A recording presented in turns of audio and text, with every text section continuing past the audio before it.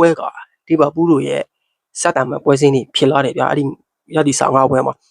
သူကကြက်တဲ့3ပွဲတော့ဒီဘဘူးတို့အမှန်ရနိုင်တယ်ဗျာဘာတွေကြမ်းမယ်ဆိုရင် Ipswich Town Fulham Nottingham Forest ဒါကတော့အမှန်ရနိုင်ရှိတယ်ဒီဘဘူးကနိပြတဲ့ Iraola ပြီးကစားသမားလေးကအထွေးများပြီးအဝင်နေနေတဲ့အချိန်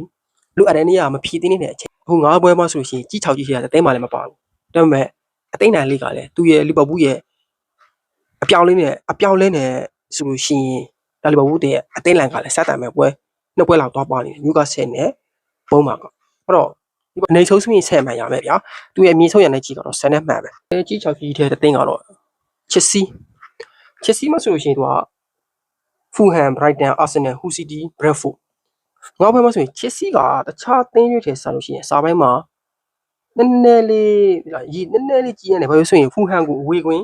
ဘရိုက်တန်ကိုအိမ်ကွင်းပြီးရင်အာဆင်နယ်အဲ့ဒီတော့ဘွဲကချစ်စီတွေနည်းနည်းလေး